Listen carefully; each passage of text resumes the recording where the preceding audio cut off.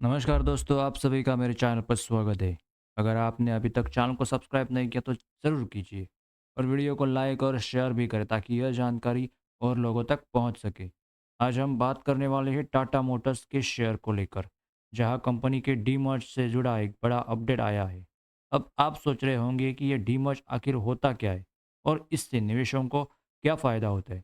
तो चलिए सबसे पहले इसी को समझते हैं। तो दोस्तों, डीमर्ज का मतलब होता है कि एक बड़ी कंपनी अपने अलग-अलग बिजनेस यूनिट्स को अलग कंपनियों में बाँट देती है।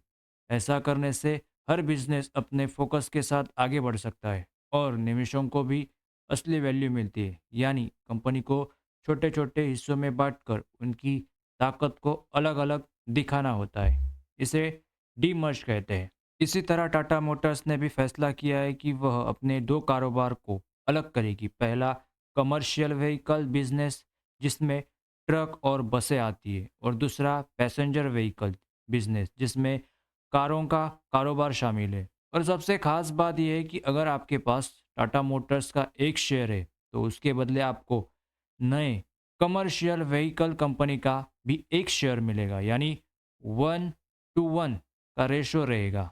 अब सवाल आता है कि इस प्रक्रिया में नया अपडेट क्या है। तो दोस्तों, 26 सितंबर को मार्केट बंद होने के बाद कंपनी ने बताया है कि इस डीमर्ज को लेकर जो मामला नेशनल कंपनी लॉ ट्रिब्यूनल में अटका हुआ था, उसे अब मंजूरी मिल गई है।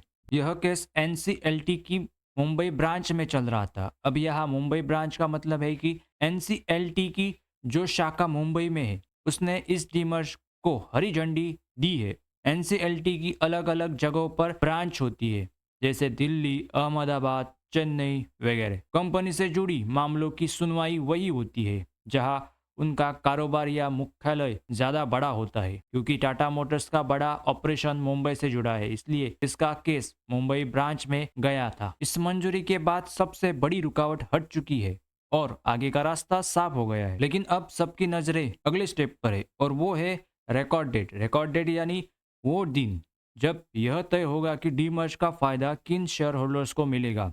फिलहाल कंपनी ने रिकॉर्ड डेट की घोषणा नहीं की है, लेकिन उन्होंने साफ कह दिया है कि जल्द ही इसकी जानकारी एक्सचेंज को दी जाएगी, यानी अब किसी भी समय इसका ऐलान हो सकता है। इसके बाद एक और जरूरी सवाल खड़ा होता है, आखिर ये नई कंपनियां शेयर बाजार में कब लिस्ट होंगी। कंपनी मैनेजमेंट ने साफ कह दिया है कि ये दोनों कंपनियां एक साथ लिस्ट नहीं होगी, बल्कि इनके बीच 1 से 2 महीने का अंतर रहेगा। सबसे पहले पैसेंजर व्हीकल वाली कंपनी लिस्ट होने की संभावना है और उसके बाद कमर्शियल व्हीकल कंपनी लिस्ट होगी। अगर टाइमलाइन देखें तो ये पूरी प्रक्रिया अक्टूबर से दिसंबर तक के बीच पूरी हो सकती है। तो कुल मिलाकर टाटा मोटर्स के डीमर्ज से जुड़ी यह खबर निवेशकों के लिए एक बहुत पॉजिटिव है। एनसीएलटी की मंजूरी मिल चुकी है, अब बस रिकॉर्ड डेट और फिर लिस्टिंग की घोषणा का इंतजार है। यानी आने वाले महीनों में टाटा मोटर्स के शेयर होल्डर्स के लिए बड़े बदलाव देखने को मिल सकते हैं। उम्मीद है आपको यह जानकारी अच्छी लगी होगी। वीडियो को लाइक और शेयर करना ना भूलें और चैनल को सब्सक्राइब जरूर कीजिए।